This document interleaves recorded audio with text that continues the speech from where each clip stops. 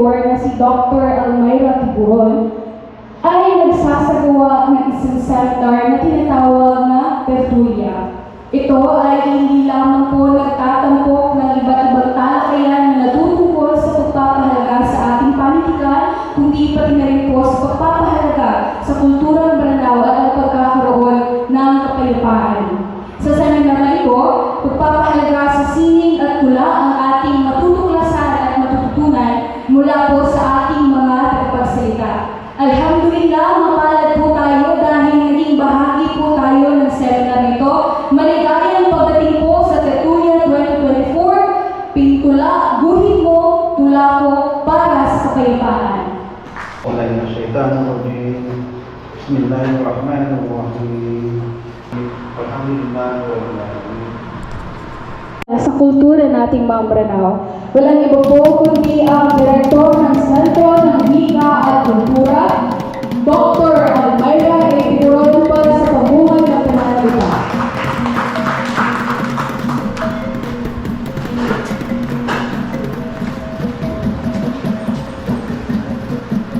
Sa ating mga tagapagsalita na sina Professor Rocaila Gumal, Engineer Jali Cariza Jomaril, Direktor Muhammad Ali Haji Usman, sa aming napaka-supportive na magalang pitana ng CACCH, Dr. Monaima Mangapitan, sa partners at Sentro ng Wika at Kultura, una of course, ang hinamahatong Department of Filipino at Pamangika na pinangunahan ng magaling na mentor at chairperson si Professor Irma Gotera at kagawa ang Direktor ng Maranao Cultural Heritage Center na siya talaga yung inspiration ko.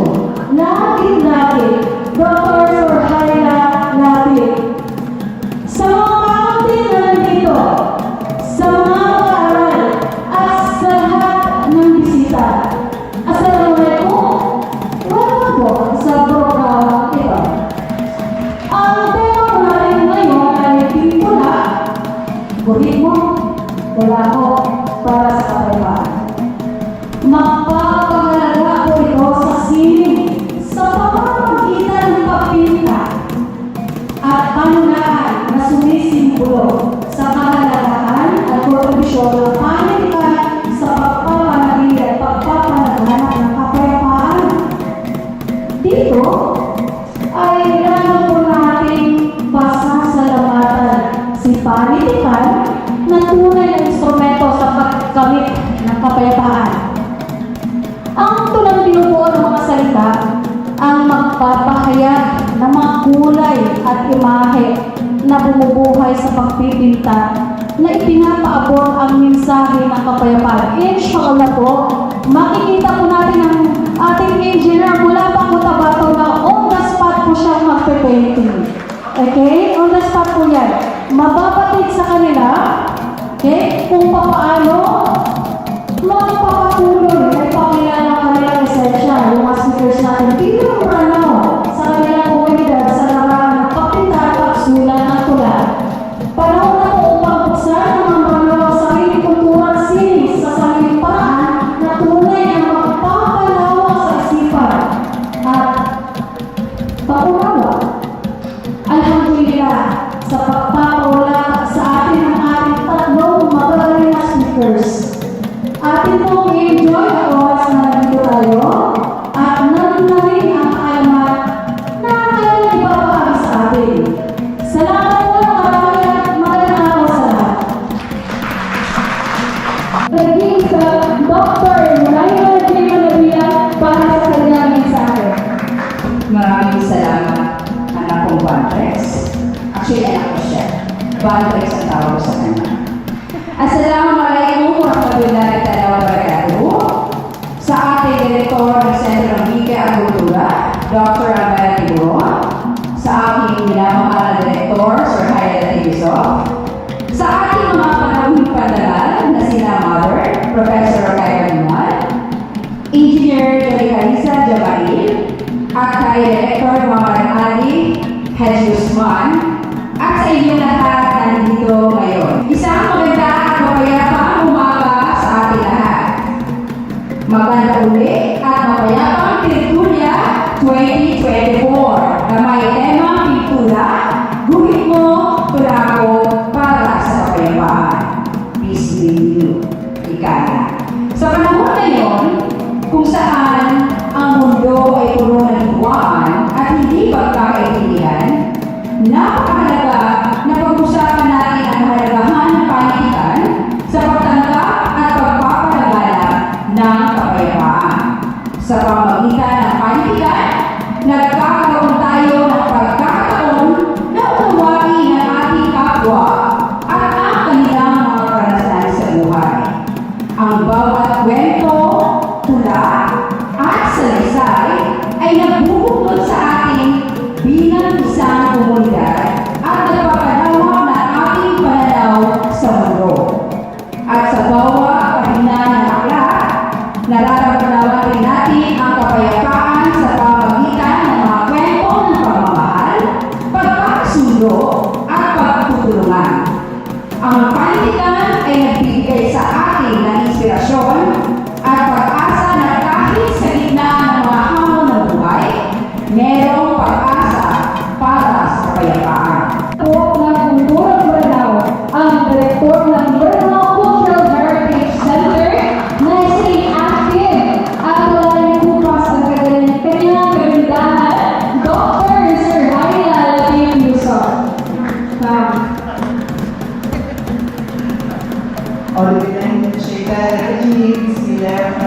Assalamualaikum. Alhamdulillah, Alhamdulillah.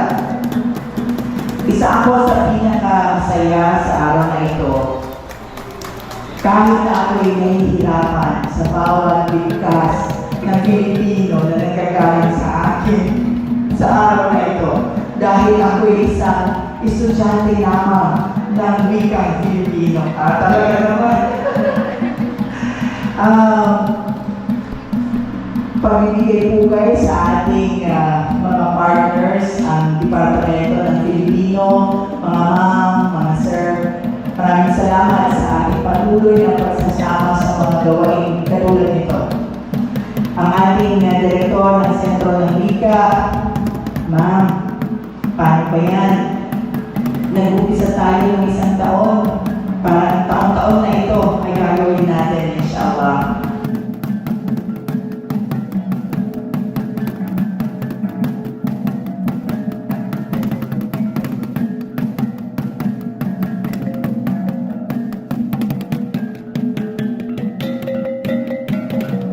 Ladies and gentlemen, help me welcome Professor Rukaila Arguman.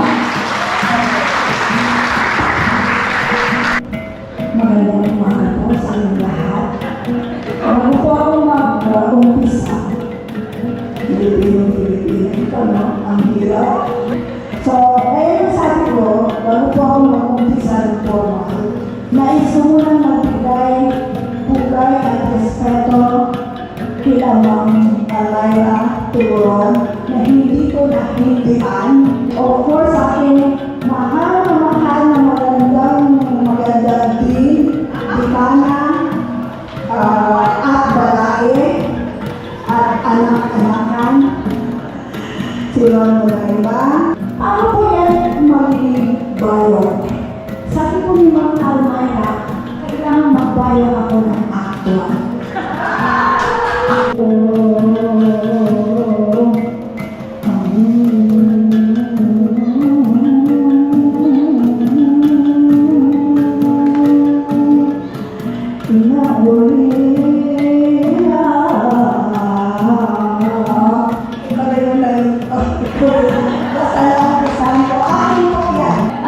Sa ating po mga participante, bigyan po natin ng sigaw ng palakpakan si Binibining Johanna Daniel Salik para sa kanyang intervention. Ito, isingalan ko po siya mula sa wikang Filipino patungo sa wikang Maranao. Sana po ay magustuhan po ninyo. Maraming salamat.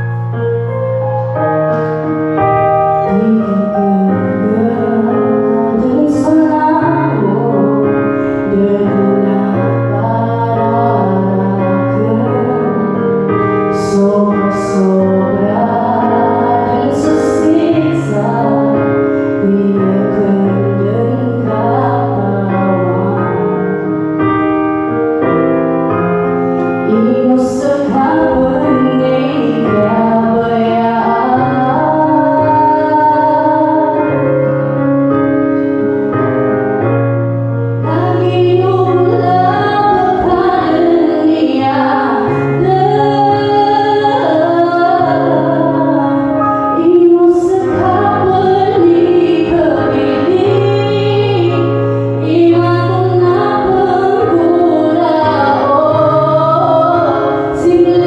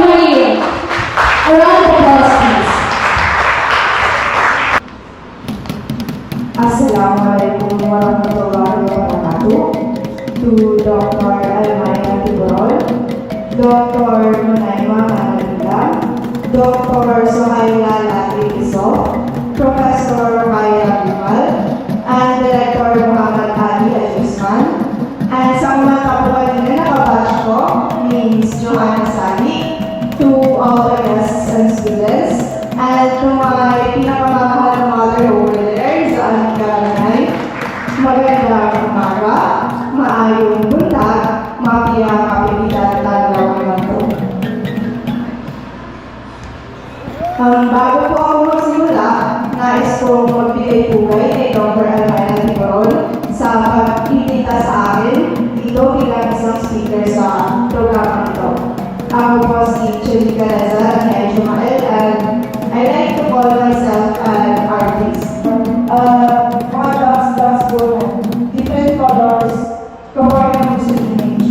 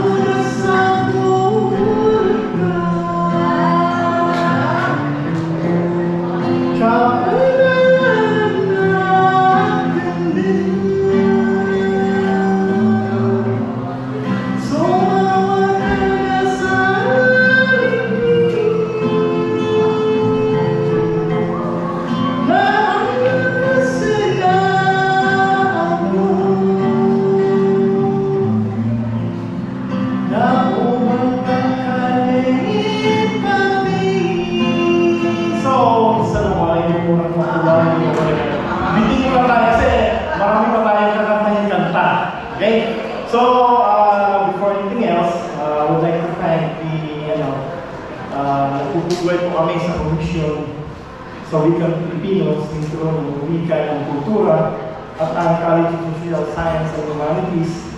Of course, ang ating direktor, si Mang Soy, the Manao Cultural Heritage Center, at ang Departamento ng Pilipino at Iba pang Wika. So, of course, ang dahilan kung bakit ako nandito sa harap nyo, ang direktor ng Sintro ng Wika at Kultura, si Ma'am Almayra, Dr. Ma'am Almayra Tiburon. Ma'am, salamat. Pasensya na sa Tagalog, medyo halo-halo na to. Kasi ang doon sa text sa akin ni Ma'am Direk is i-discuss mo yung Maranao. Sabi ko, oo, parang maintindihan pa. May mga ibang intro na nandito, so dapat medyo sabayan ko ng Tagalog at saka English.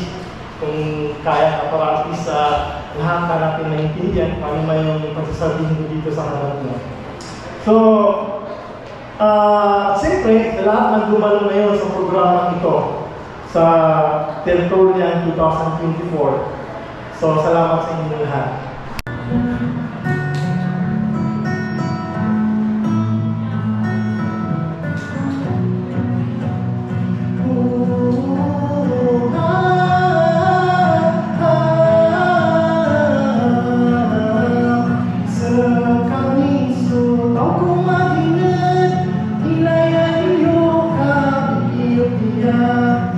Serioso, aku mati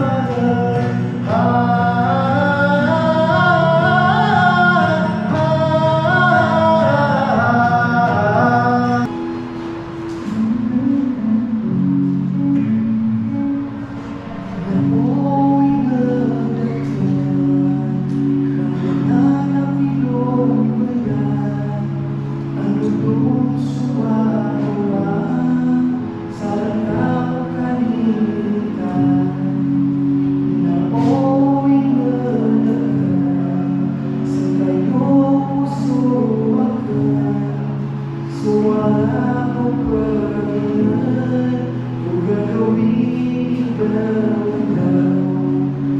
Namun ingatkan mahuda saborkan berilah ia buka datangkan sekarang bahu sekadar tahu ini.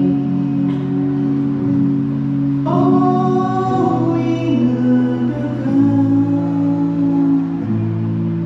landangan pilu goyang dan selalu beringat.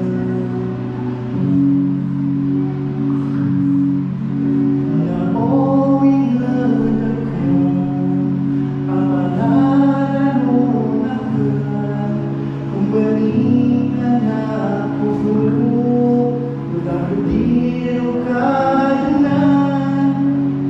Oh ingatkan kata ungkap sekali masih singai udah makin awal. Namun ingatkan malah kuno akan usung aku mana jika soi suka lintas seindah guna dan salah. Oh ingatkan landangan pilu goyang dan selalu beringat. Hingga pilu goyang. So, yung ginawa para sa mga ilmo or knowledge. Okay?